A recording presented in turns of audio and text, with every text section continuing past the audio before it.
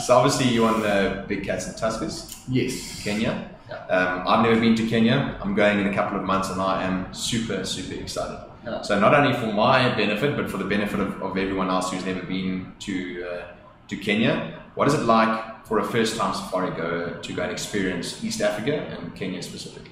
Okay, so East African safari is very different to if you've ever done a safari in South Africa or Botswana. It is very different. Yeah. And the reason I say this is vehicle-wise, totally different. Landscape-wise, totally different. Animals, pretty much the same, but you see them very differently. Yeah. And the reason I'd say this is because there's not a lot of these continuous dense thickets as you'd find in most of the South African reserves. Yeah. There's a lot less of this dense vegetation and a lot more open grassland. Plains, yeah. Hilly, forever, never-ending plains. Yeah. It is absolutely amazing. But just in terms of diversity, and to nail down the particular safari I was on, the Big Cats and Tuskers safari, the diversity, and I've had the guests that join me in every other time as well, always stress the fact that they are blown away by how diverse just Kenya is. Yeah. Not only in one particular reserve, but I mean the 4 reserves we visit during this particular safari, the Masai Mara, Lake Nakuru, Lake Naivasha, and the Amboseli, are all unique. They're totally all different. Yeah, they're all white and black. They're different amazing. shades. Everything is totally different. But then even within a particular reserve, so take like the Amboseli for example, Yeah. it is so diverse. You have marshes, totally green marshes. You have areas that look like a desert. It's like dead dry, there's nothing there. Yeah. And then you see a zebra walking, you're like, where's this guy going? You have the dry lake bed, you have grasslands, you have Mount Kilimanjaro, you have forest areas on the foothill of Mount Kilimanjaro. So just diversity vegetation-wise, throughout this is one destination, it is insane, but throughout it's mind-blowing. I mean, every time we arrive at a new destination, it feels like you're in a totally different country. It's unbelievable. That's special. From the rolling plains of the Mara to the fever tree thickets, not really forests, it's just fever trees everywhere you look, of Lake Nakuru, to the marshes and the dead dry, which looks like the moon, lake bed, or Lake Amboseli in the Amboseli. It is unbelievable. But then you move on to the animals, diversity-wise. Yeah. Many of the guests that had joined me on this safari have done many safaris in South Africa. Yeah. And yes, great diversity of game and topography, vegetation in South Africa as well. Yeah. But a lot of the time, I think, on a safari in South Africa, you miss a lot of the game. Yeah. Because, yes, there's probably a leopard 10 meters away from you, but it's so dense. Yeah. Or even elephant, man. I mean, you know. Yeah. Elephant can hide behind a bush, and it's unbelievable how they just blend in. Yeah. If they stand still and you're traveling pretty quick, you're going to zoom straight past them. Easy. Whereas in East Africa, a lot of the times, and in Kenya particularly, it's nice and open. Yeah. So you see for miles. Exactly. So diversity of game seems a lot more. I mean, you see a lot of animals. Yeah. Because it's different so open. species, different interactions between Exactly. But the reason for this is because it's open. You can actually see forever. Yeah. Exactly. Which is good. There are parts where obviously you have to pull the binocs out and look, but it's a very different experience, and you're going to see your jaws can hit the ground. Yeah, sure. It's very different. I've seen some of your photos and some of your videos, and I'm blown away just by, as you say, the diversity of landscape, wildlife, and just the general experience. Yeah, exactly. It's like, again, you said diversity in landscape and photographic opportunities. Again, say Amboseli for example, you're photographing in one direction, elephant Mount Kilimanjaro. Oh, you turn around. Backdrop, it's crazy. But you turn around, you look the opposite direction. A herd of elephant, zebra, wildebeest, giraffe, everything on the other side of the road heading towards the marshes.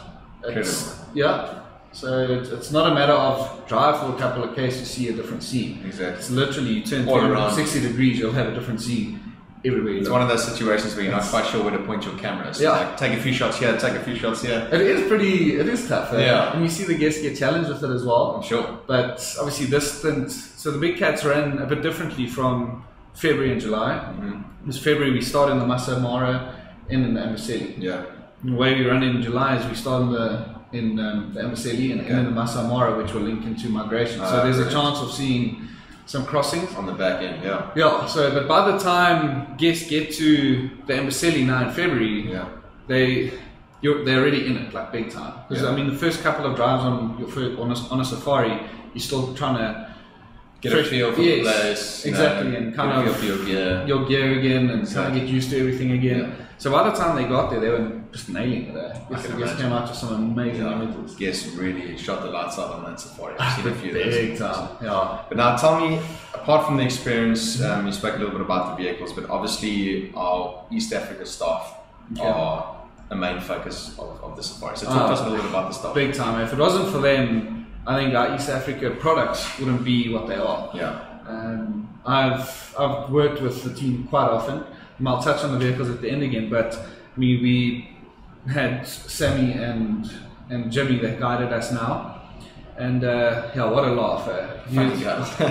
The funniest guys. I cannot wait to meet them. Really. They are the funniest guys. Sammy is always trying to be funny. Yeah. He is funny. But Jimmy, when he has these funny moments, Yeah. they come and sneak up on you from around the corners and they just whack you, and he is so funny. So yeah, the guests absolutely love them. Always have a good time, and I mean they always do that little bit of extra time out in the field. But then there's some days where there's literally nothing out there, nothing. I'm tired, guests are tired, guests are sleeping. You know, it's been long. It's a long safari now, and they just don't want to go back. Yeah. Because they're determined. They need to find something now for the guests to photograph. Exactly. And it's like they don't want to be at the lodge. They just want to be out there. Exactly. If it was up to them, because it's not only for us a long time out in the field, but they're driving for 10 days straight. Yeah, it's a long time for them. They're driving every day, all day for 10 days. And they're switched on. They're engaging. They're interpreting. They're positioning. Yeah, it's a lot of work. It's hard work, and I mean, throughout all this, you'd think these guys are gonna only want to do their separate little time out there and come back. Yeah. But that's not the case. I mean, you leave at about 6:15 in the mornings, go on a safari, and then you're only back at about 1 o'clock in the afternoon. You have some time to freshen up, import images, back up if you want. If there was time, we'd do a bit of Lightroom or sorting. There was a guest who was the first time, a photographer in safari, and we helped her, I helped her import images and sort images and kind of put them in the correct folders. Yeah. But again, this is also very different to South African safari because it's not 3 hours and a massive gap in the middle. Exactly. You only have a short period between the two drives. Yeah. So that's obviously a big difference. I mean, as you've said, South African safaris are typically that kind of structure. Yes. Unless you take exclusive use, like we just spoke of Madikwe, where you have a little bit more flexibility. Exactly. But in the case of Kenya, you want to spend that much more time. Yeah, because there's always stuff happening. Exactly. I mean, like they say, our animals go lay down in the heat of the day and hide in the heat of the day. Yeah. Sometimes there's no place to hide. Yeah, exactly. I mean, like in Amboseli, it's just open, and they're always, the whole day they're in the marsh. Constantly moving around. Exactly. In the Mara, you'll have leopards in those little creeks. Yeah. The drainages, there's always something to go and explore and find and photograph. So yeah, we spend, on average, days out there, 10 to 11 hours out on safari. Sure. So it's a short break in the middle, freshen up, lunch. Straight back out. Straight back out. So it's an intense, lots of time out in the bush, many photographic opportunities, smack it all. And you're going to take a lot of photos. A lot of photographs. A lot of photographs. There's going to be a lot of But in saying this, for these of you and like yourself, you've seen photos of our vehicles and you kind of know how they're structured and what they're all about. Yeah. But our East Africa vehicles are also totally different to a South African vehicle. It's not about rows behind each other with 6 guests sitting in it. Yeah. Yes, we were 6 guests, 5 guests and myself. Yeah.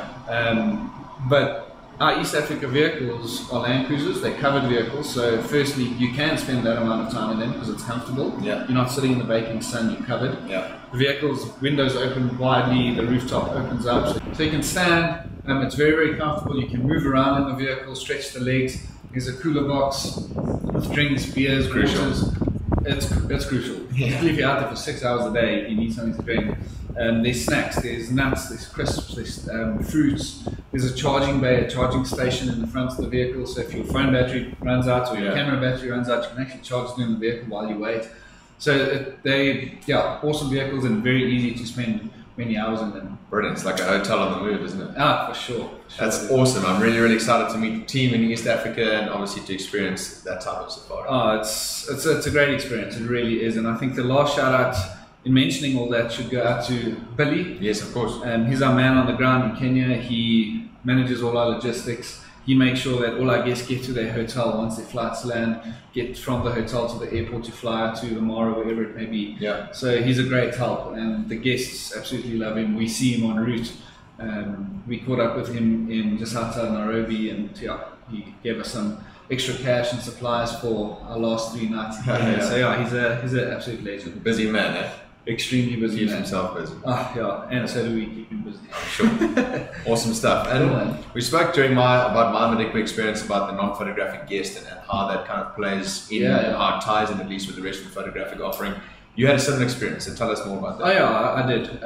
So Deji, one of our multiple repeat guests, he brought his wife Elaine along on this safari into Kenya, and she actually wrote a nice report for us. It's live on the blogs, so go check it out, go give it a read. It's really eye-opening because I think a lot of people are hesitant and they don't want to join because they're not photographic. Yeah, or they're going to feel intimidated, or get bored from hearing all the ISO settings, the apertures, all that kind of stuff. And she explains it in brief very, very well. Awesome.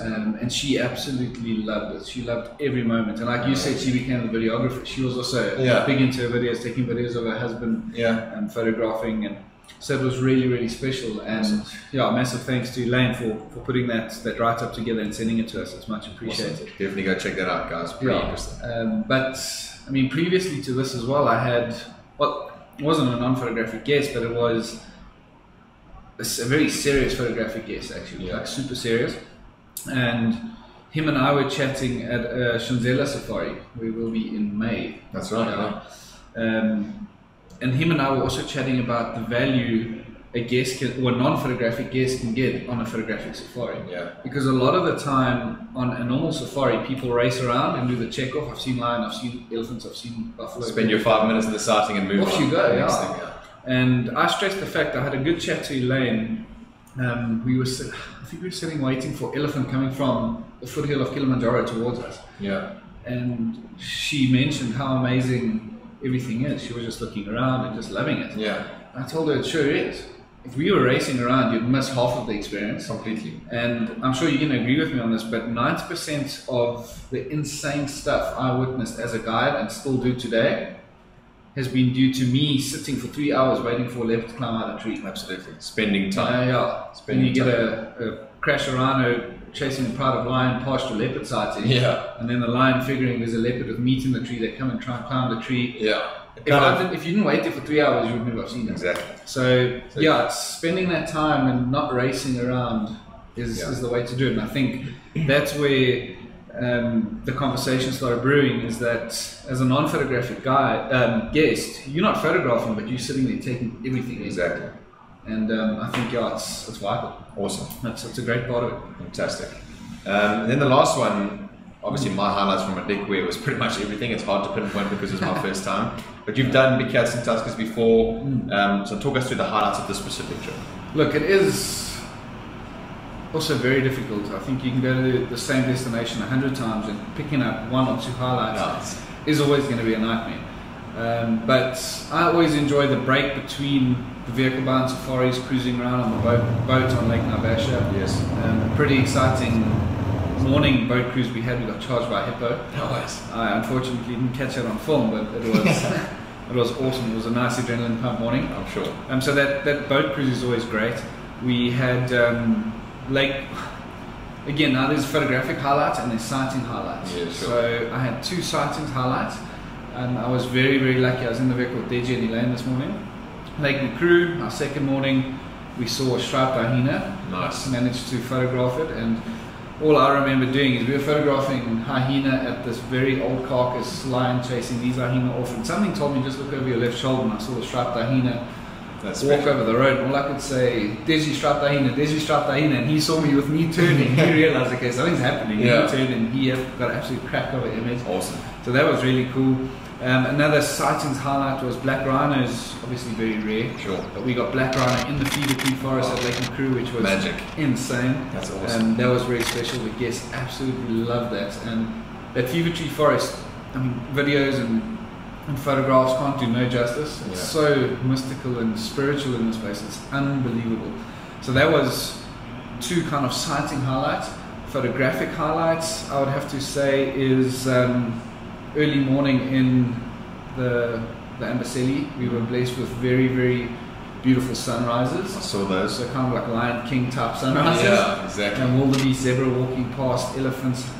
Amazing. That was absolutely... What a start to your day. Oh man, yeah, you wake up with that. Clear Kilimanjaro, it's beautiful golden sunrise, was absolutely insane. Doesn't get better than that. No ways. And so yeah, we spent a good 30 minutes of the morning there photographing, which was a photographic highlight. Another photographic highlight, and then I think a big highlight for all of us is, and one of the guests, Barbara, she actually did an extension with me, a 3-night private guided safari after Big Cats and Tuskers. Yes.